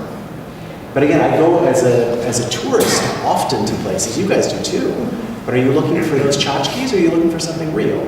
Before you say that, just 1 second. I'll tell you, as like, for instance, as an art person, obviously, as a critic who loves, art, I'll tell you, I've been in Ketchikan now 24 hours. I've been sort of looking. I can't figure out what the tourist shop is versus the art shop versus, as an example. But if you gave me a map and said, here are where the Ketchikan artists are showing, or where that you can get crafts by local, you know what I mean? If I was a tourist, because I'm not going to do the work if I'm like stepping off a cruise ship. But if someone gave me a map, I'd be like, oh wow, I'm interested in this. Yeah. I'll walk over there. Do you know? But that's just, sorry, but I made brochures for that. great. I How did actually that made a work? brochure. It worked really good until, well, I couldn't get any money to print off all the brochures anymore, and the companies wouldn't do it, but I printed off, I made a brochure, graphic design. But just and your- now I went and just put all the native shops in town, where you want to buy authentic native art. Talk to the art councils.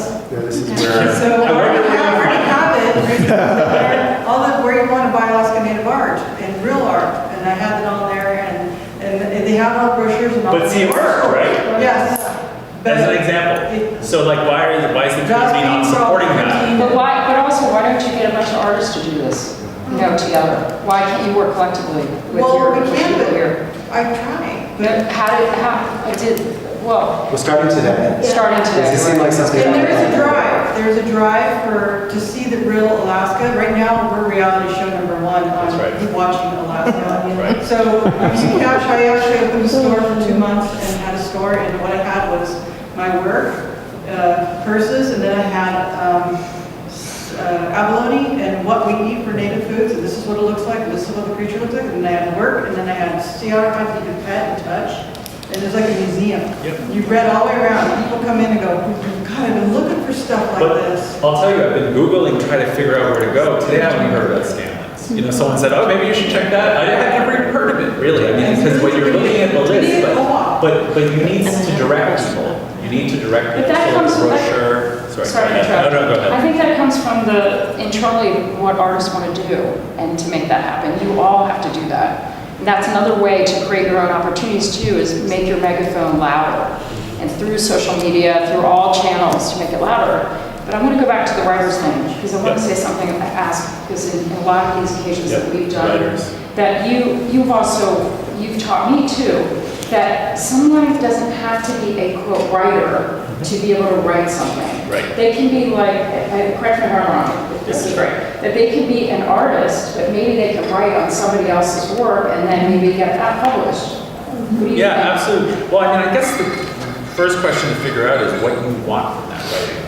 Because I think if people, just like a gallery show, people have a lot of expectations from writing that don't necessarily work, that way. Right. So that's one. So if you're just thinking validation, which is great, go on with validation, right?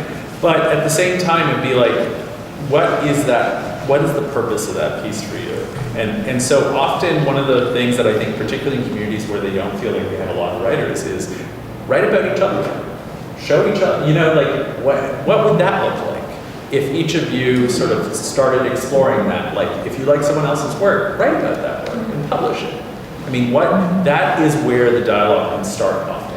And then you're right, and I mean, that's how a community is built, right, at the end of the day. And there are a lot of art writers that started as artists and decided they liked writing better, and vice versa, you know, that happens too. So you have to create your own writers too, within your own community. And so that also means, I mean, I'm seeing, it looks like there are probably people who would like, whether they're journalists here or other kind, you know, writers that are maybe not traditional art writers. There may be some education you have to do with that, with those writers, in terms of writing about arts and crafts and the types of things and the issues that you're all talking about within your own community. But you can do that work. I mean, that's not so bad.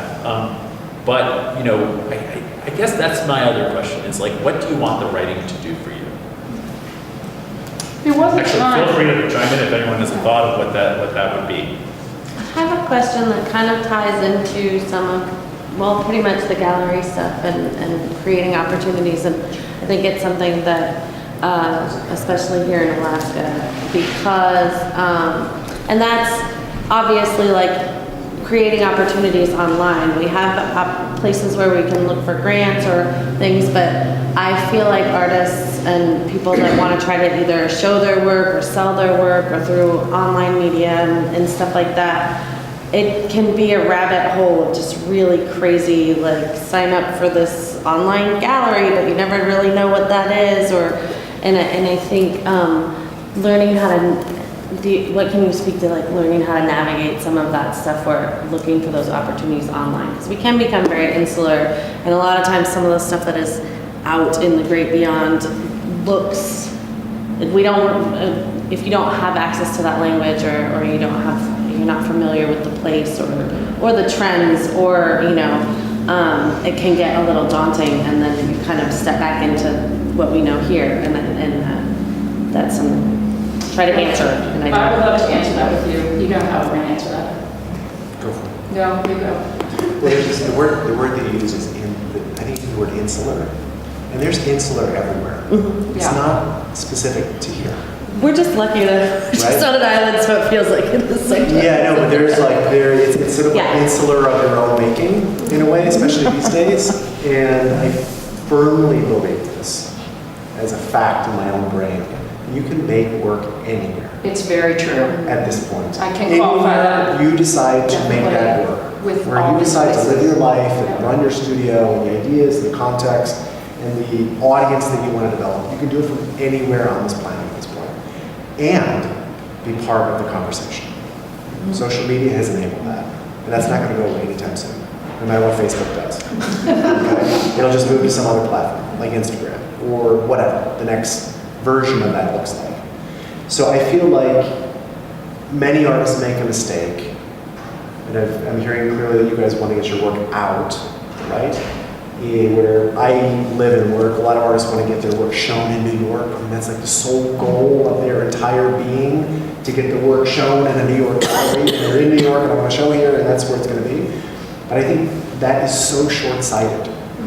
So short-sighted that the audience for art is global. You mentioned the interest in fur in Asia, right? A lot of artists make the mistake that their audience is in their backyard, right?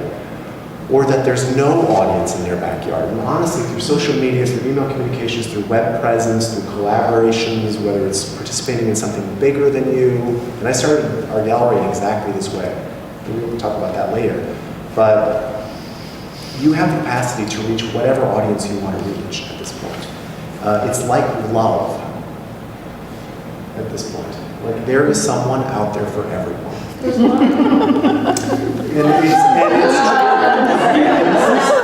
is what social media can do, right? So like, it doesn't matter what your work is, there is someone out there's some community out there, some cohort out there that will find you. And we'll talk about this. No, we have to talk about tomorrow. We're talking about this tomorrow. You know, but if you put out the right signal, people will It just occurred to me that as much as we talk about galleries, we don't talk about arts nonprofits, because frankly, they sometimes show the best work. That's very true. And the best shows. So it's interesting to me that people don't go, I want to be showing at that arts nonprofit or that arts, you know, and the truth is, I would say they're almost always better shows than commercial gallery shows. Do you know because they're usually thematic, they're more curatorial, all these types of things? You want them to serve serve you, and that's not what they do. It's a collaborative partnership, and it's also like asking somebody. I mean, has anybody ever? I say this on my webinar. Has anybody ever got married on Match? Is that too personal? Sorry. We have friends who've gotten married on Match, and I've asked them, Match.com, right? Match.com, eHarmony, all that other stuff. Yeah. What did you say? Farmers only? There is one, yeah. Oh my God! Alaskan artist only. Anyway, so the equivalent is, let's say, if you can imagine this, I haven't dated in a long time, but I asked a lot of friends for the research for the webinar to use this example. Because dealers have told me this is a great metaphor, is that you seek out someone you've never met before and say, I want to marry you. And when I marry you, I'm going to go to this place or have celebration of our wedding every 2 years. And I'm going to brush my teeth in a certain way and go to bed at 10 o'clock, and you're going to do everything for me that way, right? That's exactly how a lot of dealers say to me. They're like, yeah, that's the perfect metaphor, that you're not considering the other person. A lot of artists just think, okay, I'm going to send this to you because you're going to serve me. We're not thinking of it in a mean way. We're just thinking maybe that's the way it works, and it doesn't work that way. So it's about relationship building. So it is about that love that you're taking about.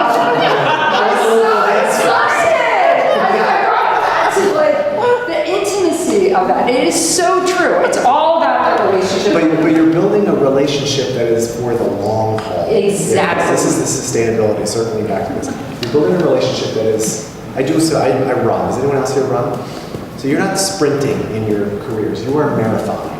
Or if you're doing long distance biking, we talked about this yesterday, you're not doing these sort of short 40-yard, 100-yard dashes in your career and then getting on to the next race. It's like you are trying to build up the endurance to go 40, 50, 60 years. And most of you, many of you have already been at this for decades. So I'm not telling you anything you don't know, but you're trying to build relationships that will sustain you for the long haul. And a gallery is one of those relationships, but it's not a quick hit like you're in and you're out. Like, what can I do for you?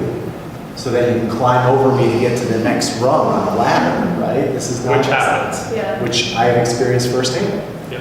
And then what happens is the ladder, collapses and you fall off of it because it's not based on a true, real foundation. So like the Three Little Pigs. Yeah.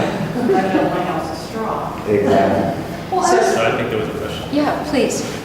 I don't mean to diverge, but Not at all. to talk about maybe tomorrow's bigger topic, but a lot of us, one of the hard conversations is money. Yeah. And so a lot of us are more, It's good to more talk about isolated. money. It's good to talk about it. I'm looking at a new venue or a new way to approach it. So I know I'm not going to have all the answers right away, but I also don't want to come to them not somewhat prepared and just to kind of learn. And we artists, we tend to undervalue ourselves. And You better I know believe in it. my work I hear, oh, it must be so meaningful to you. Well, I'm at the point of saying helping my daughter to college is meaningful too. It's kind of like, well, we don't have to pay you because you're doing social justice Oh, no. work. No, I know, then you say but no. Right. You say no. They're like, well, we have to give money to the shelters. You know what I mean? So it's this whole dance, and how can we as artists in our different venues come across build those relationships? So that money is always a tricky thing. So that's I like I'd what love Mary to said. interest. Mary? Yeah, what you were saying about like not doing anything that doesn't make money at a certain point. Yeah, I didn't finish that sentence.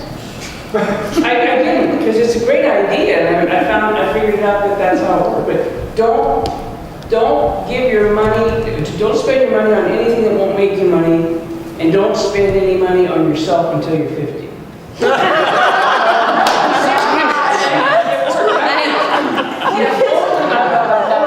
I don't know about the 50. You need a roof, right? What does that mean when you turn 50? Does that mean when you turn 50 you get to spend every dollar No, I on think yourself? Oh, you bet. I knew I would get that. Yes, but all of your work that you did for those 30 years allow you to spend that money on yourself. So in that case, one example I like to use is bartering, like with the venue. Let's say somebody wants to show you for free. Let's say they say, oh, we don't have a budget for this. Da, da, da. Okay, well, what's your email list like? Can I send an exhibition announcement on that list? And that would be your way of paying me, perhaps. Do you know, sort of like as a way, like how can you leverage and barter your way into a situation? So maybe that space has an email list of 1,200 people. They'd be like, okay, that'll be the trade. You know, this announcement you need to do, maybe we can send it out to our list as a way, like, you know what I mean? So try to figure out a way that you can still benefit. Maybe it's a piece of writing.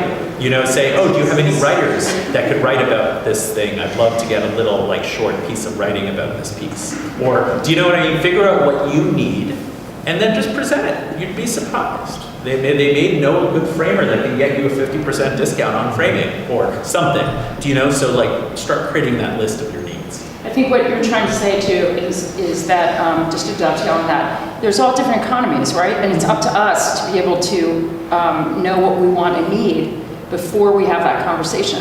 But the other thing is that I'm a hard ass. And so if I always say that we have to be paid. And in fact, this whole tour is 100%, well, 99.9% sustainable.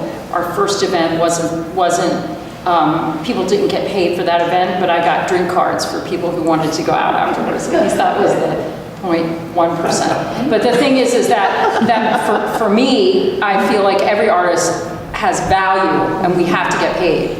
There's another great website you should look at, is wageforwork.com, and they have a fee calculator that you can go to for just looking at it to get an idea of what you would charge, let's say for a lecture or exhibition or what have you. Excuse me. But here, I'm a hard ass, so I'm going to give you my method too of how I deal with things. So if somebody asks me to do something and they don't offer to pay me, since I have to do the work, even in my mind, for even more than 30 seconds or less, I double the wage for them to pay me. So I double it because I'm pissed. I'm pissed off that value isn't there. So if the idea is to be empowered, right, and not be afraid either. And then when they come back and say, well, we can't give you that much money, and they say, okay, what can we do if I want to do it? It's up to me if I want to go through that effort. If I want to do something that they're offering me, say, well, if we can't do this, just like what Ron said, maybe we could do something else. There's all different currencies that you can offer. You're soft here, then. What? You're soft here.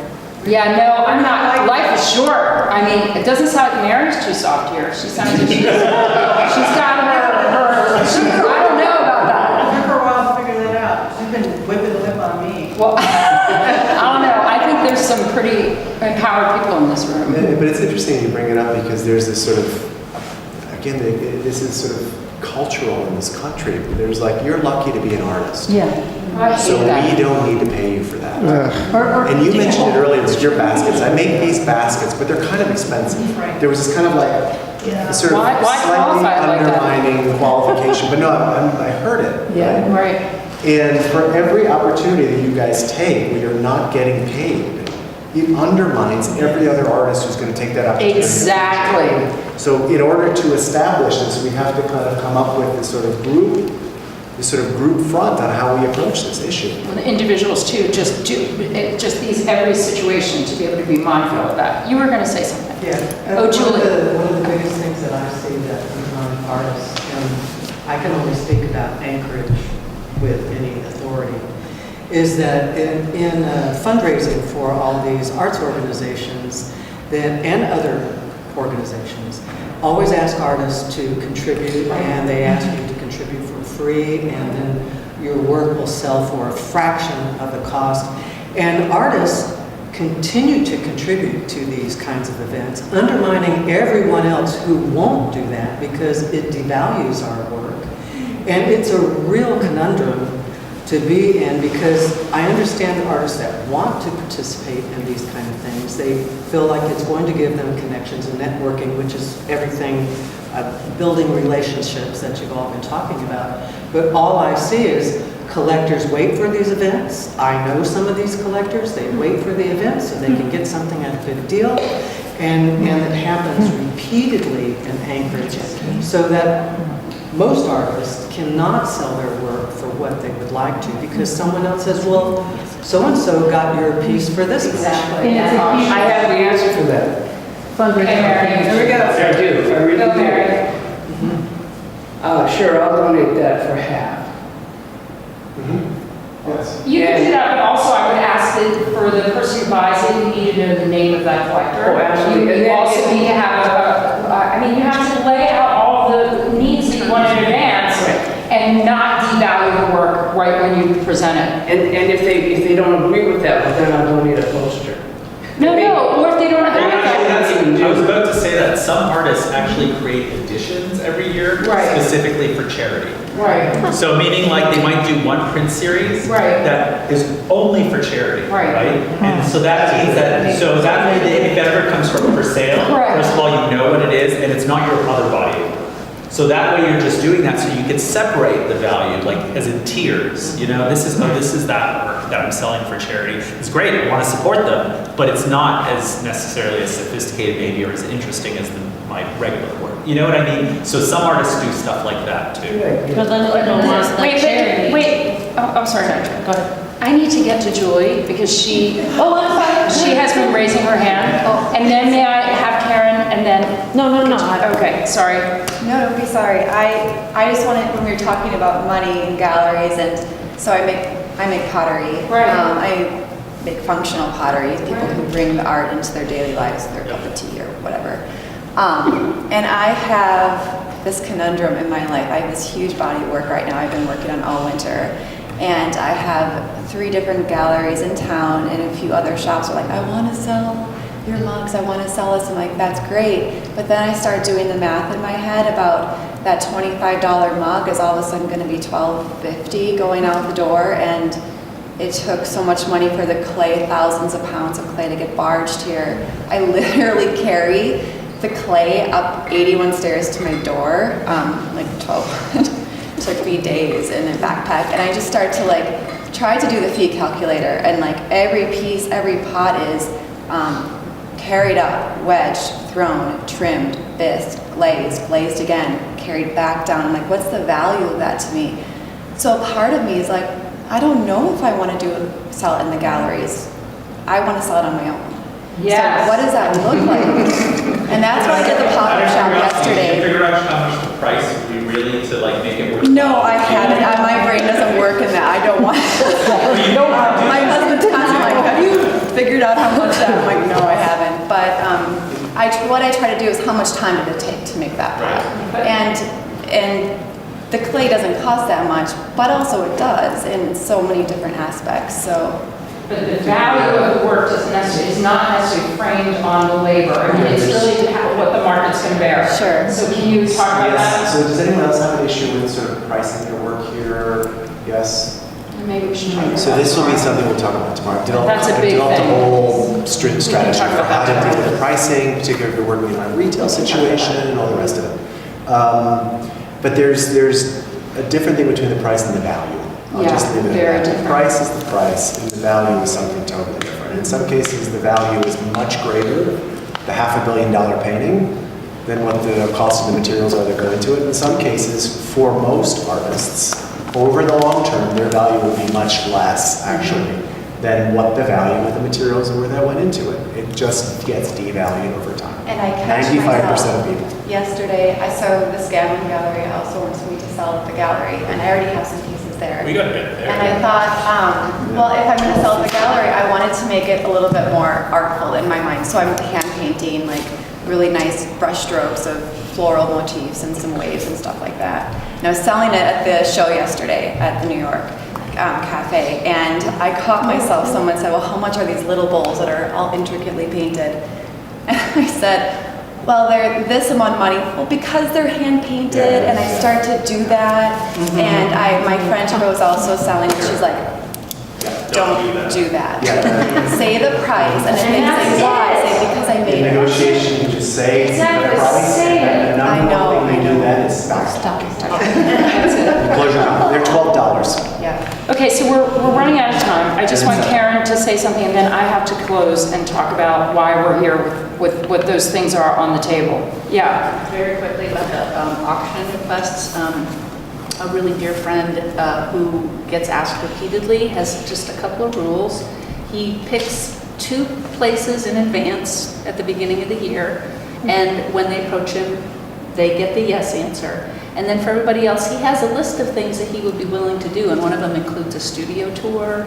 I'm so happy you brought that up. Yeah. Because really the real problem is not artists giving work, but the organizations changing what they're offering.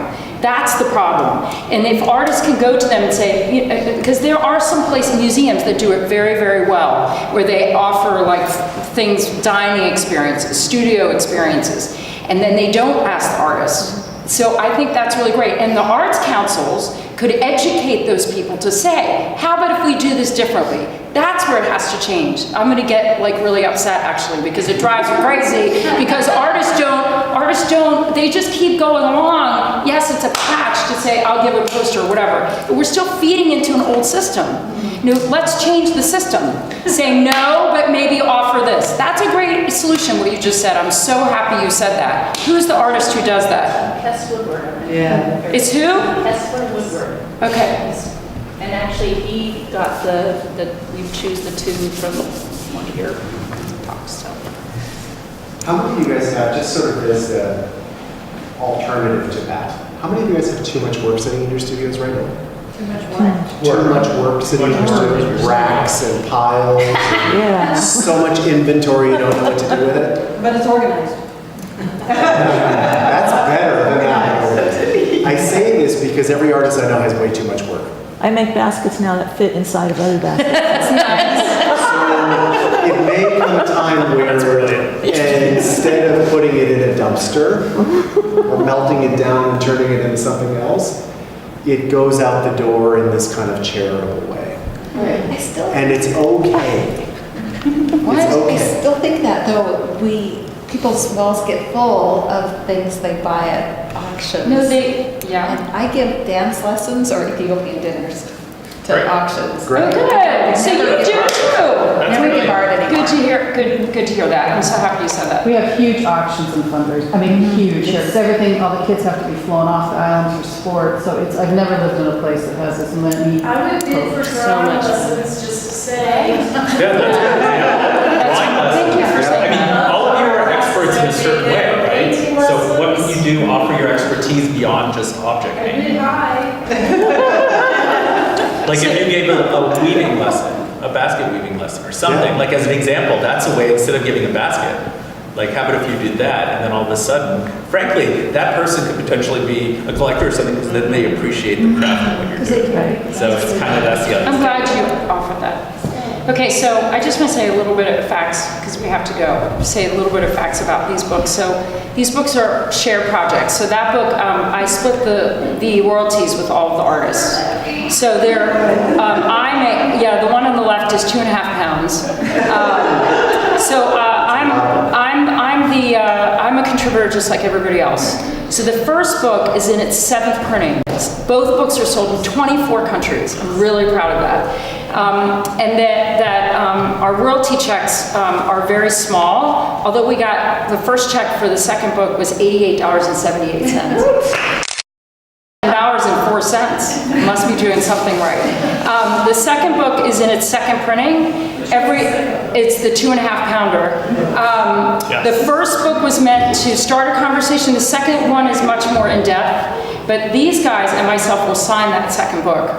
Also, all of the artists in both books, which is both of these things about splitting royalties and the fact that every person in both of the books has their own copyright, so they're published authors. And that's what an artist can do, is we can take an opportunity and change it. So those are just some facts about those books. And I'm really proud of them because the voices in those books are people who are generous to other artists, who show ways in which just by their living can sustain a creative life, which could be helpful to all of you. So I want to thank everybody here, Kathleen, Karen, Pat, Shelton.